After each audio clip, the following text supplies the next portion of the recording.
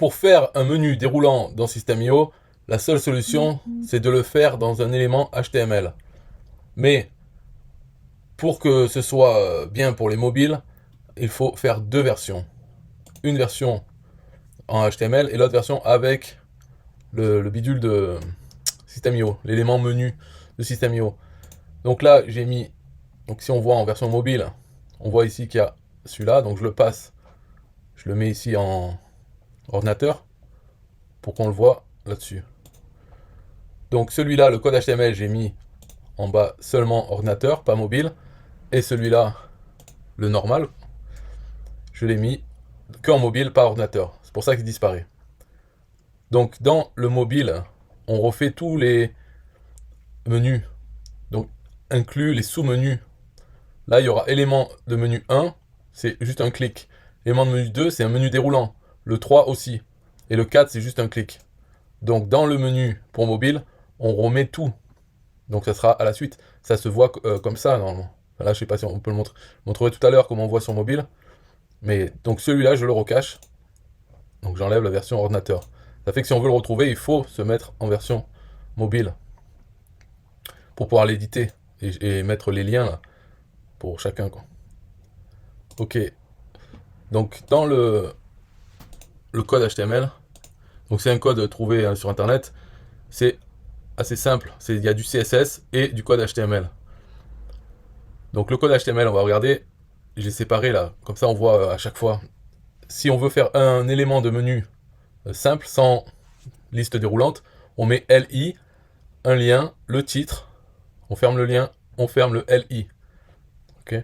Si on veut faire un menu avec un menu déroulant, donc on fait pareil qu'en haut, donc LI, un lien, élément de menu 2, on ferme le lien, et après on ouvre UL.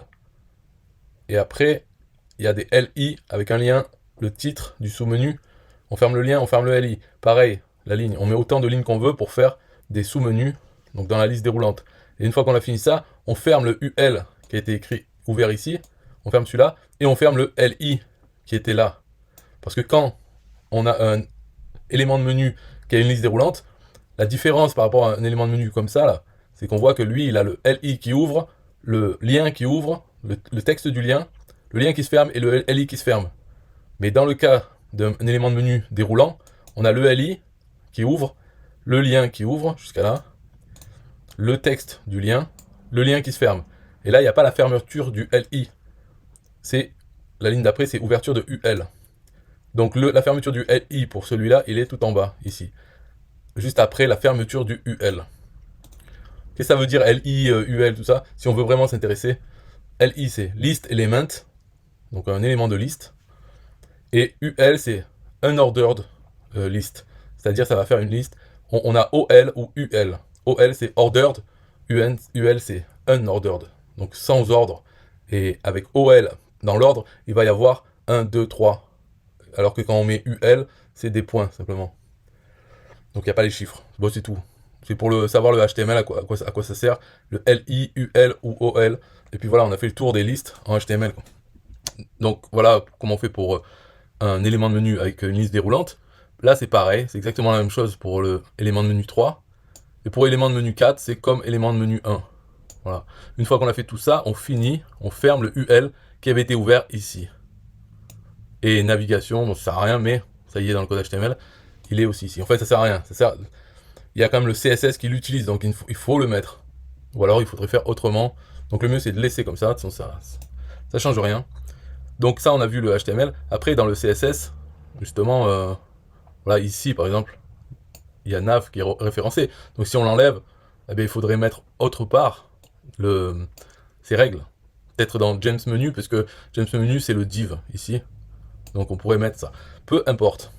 Ce qui intéresse là-dedans, peut-être, c'est, voilà, là, si vous voulez changer la police de caractère de tout ça, de tout ce menu, c'est ici. Donc Verdana, c'est connu. Il suffit de mettre un autre nom. Après, il y a les couleurs. Donc ça, c'est la couleur du texte des menus et la couleur du texte des liens. Comme c'est tous des liens, en fait, bon, ces deux couleurs, faudrait mettre la même pour être sûr. Mais en fait, il n'y a aucun texte qui n'est pas un lien dans ce menu. Donc à la limite, ça sert à rien ça, mais c'est pas grave. Il faut laisser comme ça. Après, il y a la couleur quand on passe dessus sur un élément de menu. Là, la couleur, c'est blanc, white, donc on peut mettre d'autres choses. Ou on peut mettre un code couleur RGB, là. Donc il y a le blanc. Et pour les sous-menus, on a ici cyan, ce qui est le bleu clair.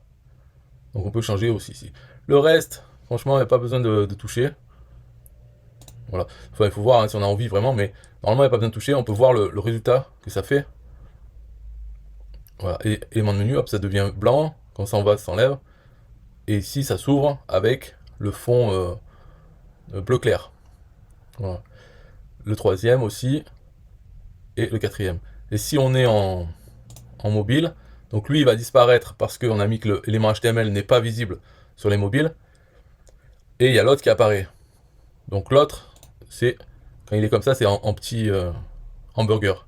Donc quand on clique dessus, on a élément 1, élément 2, sous-menu 2.1, 2.2, 2.3, élément 3, sous-menu 3.1, 3.2, 3.3, élément 4.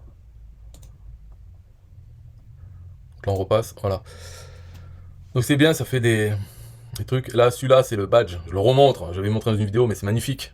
On passe le badge d'affiliation System.io. C'est exceptionnel.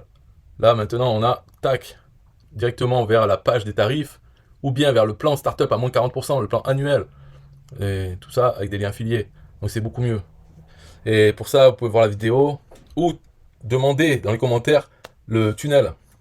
Parce que tout ça là, le menu déroulant et les autres trucs, je l'ai mis dans un tunnel. Avec plein d'autres choses. Demande technique. Voilà. Donc il y a plein d'astuces avec System.io qu'on peut faire. Donc les titres, mettre les dégradés de couleurs dans les titres. Avoir un champ de date dans les formulaires, si on veut demander la date de naissance. Bon voilà, le badge d'affiliation il est là. Avoir un outil de traduction. Faire des animations, des particules. Avoir des titres animés, un effet compteur, effet machine à écrire. Et des boutons animés, des trucs comme ça, voilà. Donc vous n'avez qu'à demander dans les commentaires. Et c'est en échange que vous preniez mon offre d'affiliation, qui ne vous coûte rien, ça vous demande juste de prendre un plan System.io annuel. Et si vous en avez déjà un, c'est pas grave, ça marche aussi. Donc il suffit de le vouloir pour le pouvoir avoir ça et plein d'autres bonus. Donc vous allez voir dans mon offre et vous le prenez. Il n'y a aucune raison de ne pas le prendre, à part la flemme ou la bêtise. De ne pas savoir, ah je sais pas si ceci, cela.